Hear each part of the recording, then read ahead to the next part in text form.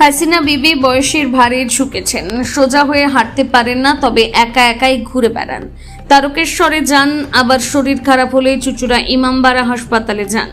ধনিয়াখালীর অনন্তপুর গ্রামে বাড়ি বৃদ্ধার, ছেলে মেয়ে আছে, তবে আগের মতন যত্ন পান না তাদের কাছে, এমনই দাবি তার। তাই প্রায় 90 বছর বয়সে একাই চলেন। আজ তারকেশ্বরে যাওয়ার সময় বাসে উঠতে গিয়ে পড়ে আহত হন। এরপর বাসে করে চুঁচুড়া ইমামবাড়া জেলা হাসপাতালে চলে আসেন। হাসপাতালের এক কোণে তাকে বসে থাকতে দেখেন পুলিশ কর্মী সুকুমার উপাধ্যায়। সে সময় তিনি হাসপাতালে ডিউটি করতে গিয়েছিলেন। বৃদ্ধাকে দেখে জিজ্ঞেস করেন, এভাবে বসে আছেন কেন? বৃদ্ধা জানান তার কোমরে আঘাত লেগেছে। এরপর পুলিশ কর্মী তাকে ডাক্তারের কাছে নিয়ে যায়। চিকিৎসক বৃদ্ধাকে হাসপাতালে ভর্তি হয়ে যেতে বলেন, কিন্তু বৃদ্ধা হাসপাতালে থাকতে চান না, তাই ওষুধ নিয়ে বাড়ির পথে ধরেন। তাকে টোটো করে বাস স্ট্যান্ডে নিয়ে গিয়ে বাসে চাপিয়ে ভাড়া কেটে দেন সুকুমার। গরমে বৃদ্ধা কষ্ট পাচ্ছেন দেখে ORS কিনে খাওয়ান। একজন অজানা মুসলিম বৃদ্ধাকে সাহায্য করতে এগিয়ে আসেন হিন্দু সুকুমার উপাধ্যায়। এটাই হলো সম্প্রীতি, এটাই ভারতবর্ষ। কাশ্মীরে যখন ধর্ম জেনে খুন করছে জঙ্গিরা, সেখানে একজন পুলিশ কর্মী বৃদ্ধার ধর্ম জেনেও তার পাশে দাঁড়ান। এখানেই তফাৎ সন্ত্রাসীর সঙ্গে মনুষ্যত্বের।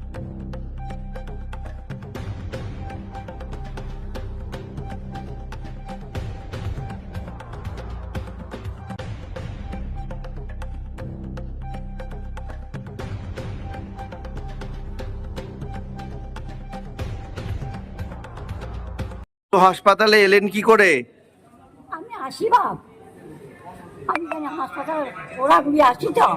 আসেন? হ্যাঁ, আমি ঘোরাঘুরি আসি। সে ডাক্তার দেখি আমার চিনা দিত, বাস ভাড়া পয়সা দিয়েছি। আমি প্রায় চুচুড়া আছি বাবা। চুচুড়া আছেন? হ্যাঁ। তাতে হসপিটালের কোণে বসে কেন মন খারাপ করে বসেছিলেন?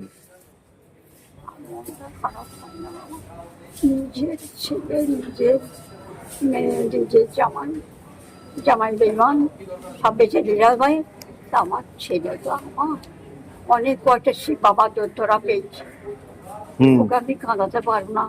আমার লাঠি আমার বাপের মতন, লাঠির বাইরে আছে, ওটাকে আমি কেন দিয়ে বেঁচে দিয়ে চলে যাও বাবা। তা আমার ঘরে রান্নাটাই পারবো না, আমি চেয়ে মেঘে খাবো, তবু ওটাকে আঘাত দেবো না। আপনার ছেলে মেয়ে? কটি ছেলে কটি মেয়ে আপনার? এক ছেলে এক মেয়ে। ছেলে? বলছি, সেই বাবা তোরা ও, ওই এক ছেলে এক মেয়ে।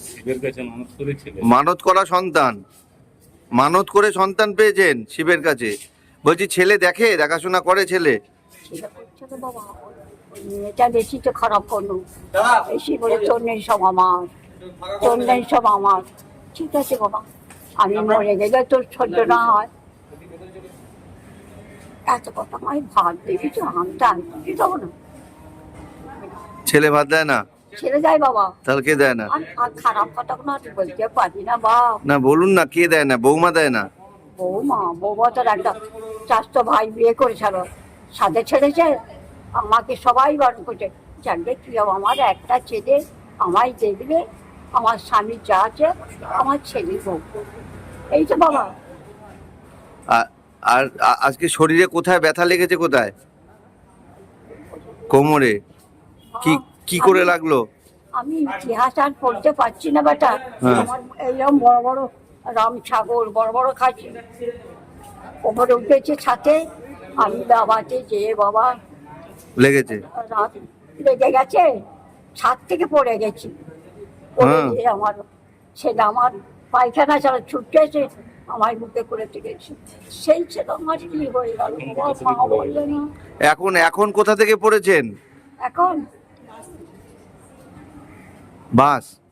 কত নম্বর বাস? কোথায় যাচ্ছিলেন? কোথায় এমন যাই না বাবা, আমি যাই তাকে সব। আচ্ছা, ওই 8টায় বাস আছে না, 8টায়, ওই 8টায় বাস টিকা। আমি তা ওরাও রাগ করবে, তুমি রোজ করে যাও। তো যেখানে পড়ে গেলেন ওখান থেকে কে আপনাকে এখানে আনলো? ওখানটা পড়ে গেল, আমি গাড়িতে উঠে পড়ি। গাড়িতে উঠে পড়লো। আর এখানে ডাক্তার দেখলো? হ্যাঁ, ডাক্তার দেখেছি। এখন ভালো আছেন? ডাক্তার বলতে মাটি ভর্তি হয়ে থাকো, আমাকে ভর্তি হয়ে থাকতে পারবো না, আমায় ওষুধ বলি দাও। বাড়ি চলে যাবেন? বাড়ি। কি নাম আপনার? হাসিনা বিবি। হাসিনা বিবি। বাড়ি কোথায়? অনন্তপুর। অনন্তপুর। তো খুব দেখা গেল একজন বৃদ্ধাকে শুশ্রূষা করে ফিরিয়ে দিলেন, কি বলবেন? না, প্রথম কথা হচ্ছে যে ওনার যথেষ্ট বয়স হয়েছে। উনি একজন অসহায় মতোভাবে হাসপাতালে ঘোরাঘুরি করছিলেন। তা আমি আমার নিজে ডিউটি করতে গেছিলাম। ডিউটি করতে যাওয়ার পর আমার নজরে এলো যে এই বুড়িমা হাসপাতালের এক কোনায় বসে আছেন, আর কিছু একটা সাহায্য উনি চাইছেন, সঠিকভাবে বলতে পারছেন না, উঠে দাঁড়াতেও পারছেন না। তো যেহেতু আমি ডিউটিতে ছিলাম, আমার যেটা ডিউটি সেই ডিউটি আমি কমপ্লিট করার পর আমি ওনার কাছে গেলাম, গিয়ে জিজ্ঞাসা করলাম কি হয়েছে। উনি বললেন যে আমার এরকম বাস থেকে পড়ে গেছি, আমার চোট লেগেছে, আমি ডাক্তার দেখাবো। তারপরে এক প্রকার ওনাকে আমি কোলে করেই তুলে নিয়ে গেলাম। ডাক্তার দেখানো, এক্স রে করানো, ওষুধ ইঞ্জেকশন এই সমস্ত কিছু দেওয়ার পর আমি ওকে একটা জায়গায় বসালাম। বসে আমি জিজ্ঞেস করলাম কি খাবে। বললো কিচ্ছু খাবো না, আমার ব্যাগে মুড়ি আছে, আমি মুড়ি খাবো। তো মুড়ি তো ঠিক মতো চিবোতে পারে না, দাঁত নেই। যাই হোক, তা আমি একটা লিকুইড ওআরএস কিনে নিয়ে এলাম তৎক্ষণাৎ। ওআরএসটাকে খাওয়ালাম। খাইতেই জিজ্ঞেস করলাম কোথায় বাড়ি। বললো আমার ধনেখালি বাড়ি, তারকেশ্বরে আমার মেয়ের বিয়ে হয়েছে, আমি মেয়ের শ্বশুর বাড়ি যাচ্ছিলাম। তো আমি আজকে চিকিৎসার জন্য এখানে এসেছি, আমি হাঁটাচলা করতে পারছি না বলে আমার খুব অসুবিধা হচ্ছে।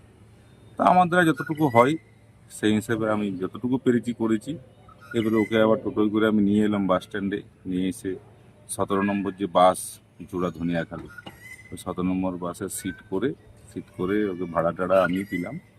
ড্রাইভার কন্ডাক্টর সবাইকে বলে দিলাম যে একটু নামিয়ে দিয়েন, ঠিকঠাক হবে। বললো হ্যাঁ ঠিকঠাক হবে, উনি যেখানে বলবেন সেখানে আমরা সেই জায়গাতে নামিয়ে দেবো। দেখা গেল বারবার আপনাকে বলছিল তার বাড়িতে যাওয়ার জন্য, তার পরিবারের অনেকে দেখেন আর কি, অবহেলিত উনি, কি বলবেন?